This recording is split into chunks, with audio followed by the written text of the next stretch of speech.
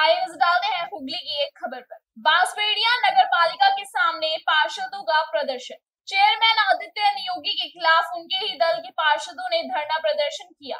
महिला और पुरुष पार्षदों ने चेयरमैन पर दुर्व्यवहार का आरोप लगाया। पार्षदों का कहना है कि कई दफा बोर्ड मीटिंग की गई। बोर्ड मीटिंग में तो हर प्रस्ताव को पास किया जाता है, लेकिन जिस वार्ड के हम पार्षद हैं उन वार्डों में हमें सही ढंग से काम नहीं करने दिया जाता है। वार्ड समस्या का समाधान करने के लिए चेयरमैन के पास हम लोग जाते हैं, लेकिन उनकी तरफ से हमें किसी भी प्रकार का सहयोग या मदद नहीं मिलती है। आखिर वार्ड की जनता हमें उनके हितों में काम करने के लिए ही तो चुना है। अगर हम अपने क्षेत्र की जनता का समस्या का समाधान नहीं कर पाएंगे तो अगली दफा उनके पास कौन सा मुंह लेकर जाएंगे। সাল থেকে এই বোর্ডে আছি এবং 2022 সালে আমাদের আবার নতুন বোর্ড হয়েছে এবং আমাদের বাঁশবেড়িয়া পৌরসভার এটা সবথেকে ভালো জিনিস যে আমরা মহিলা এবং পুরুষ অর্ধেক অর্ধেক। তো যে পৌরসভায় পুরুষ এবং মহিলা সমান সমান সেই পৌরসভায় সবথেকে নগণ্য কাজ হচ্ছে মহিলা কাউন্সিলরদের সম্মান করে না। যে রাজ্যে মহিলা মুখ্যমন্ত্রী আছে সেই রাজ্যের একটা পৌরসভায় একাংশ মহিলা কাউন্সিলর থাকা সত্ত্বেও আমাদের সাথে অতি দুর্ব্যবহার করা হয়। আমাদের মনে হয় ডিআরডব্লিউ স্টাফ তাদের সাথে এরকম করা উচিত না, এটা আমার বলা উচিত না। আমরা ঘরে ঢুকতে পারি না, দীর্ঘদিন আমরা ওয়ার্ডে কোনো পরিষেবা পাই না। মূলত এটা আমার একা না, আমার মনে হয় সমগ্র মহিলাদের সাথে। আমার পেছনে যিনি বসেছেন তাকেও জিজ্ঞাসা করতে পারেন, 20 নম্বরের কাউন্সিলর। আমাদের ঘরে ঢুকতে দেওয়া হয় না, আমাদের ছাড়াই আমাদের স্টাফেরা কাজ করে নেয়। মুষ্টিমেয় কিছু স্টাফ আছে যাদের দ্বারা পৌরসভার সমস্ত কাজটা হয়ে যায়। কে ঢুকতে দেয় না ঘরে? চেয়ারম্যান সাহেবের ঘরে আমরা ঢুকতে পারি না, অতীব দুর্ব্যবহার। এই জন্য আমরা ইচ্ছাকৃত আজকে 1 বছর সমস্ত কাউন্সিলররা নিজে থেকেই ঢুকি না তার এই দুর্ব্যবহারের জন্য। আর সব থেকে বড় কথা, আমাদের বোর্ড মিটিং হয়, সেই বোর্ড মিটিং আজকে আমাদের যে আমরা নতুন বোর্ড আমরা গঠন করলাম যে আমরা 22 সালে, প্রায় 2024 সাল, 2 বছর 3 মাস হয়ে গেল আমরা বোর্ডে এসেছি। আমাকে সিআইসি হেলথ স্বাস্থ্য দপ্তরটা দেওয়া হয়েছে।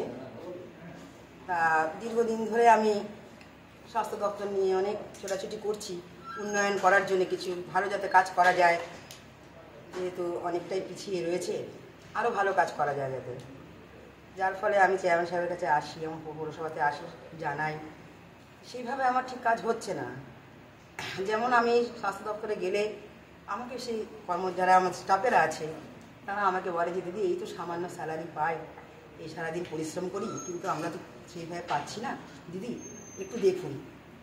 গেলেই বলছে। তার জন্য চেষ্টা করছি, আজকে 2 বছর হয়ে গেল, কিন্তু তার কোনো সদুত্তর আমি এখনো পর্যন্ত পাইনি। মূলত আমরা আজকে এসেছি চেয়ারম্যানের সামনে ঘরে ধর্ণা কর্মসূচিতে অবস্থান করছি।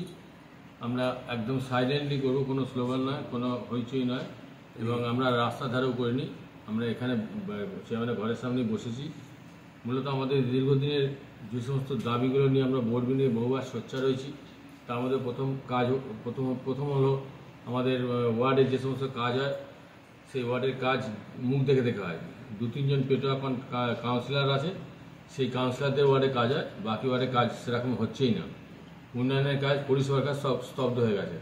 2 নম্বর হচ্ছে যে আমরুত নিয়ে আমাদের দীর্ঘদিনের প্রতিবাদ ছিল পূর্বতন বোর্ডের কাছে, সেই পূর্বতন বোর্ডের যে কাজগুলো যেগুলো ছিল সেগুলো সংশোধন না করেই, কিন্তু যে ব্যাপারে প্রতিবাদ ছিল সেই আমাদের প্রতিবাদটা গ্রহণ না করেই সেই কাজগুলো সেইভাবেই হয়েই যাচ্ছে।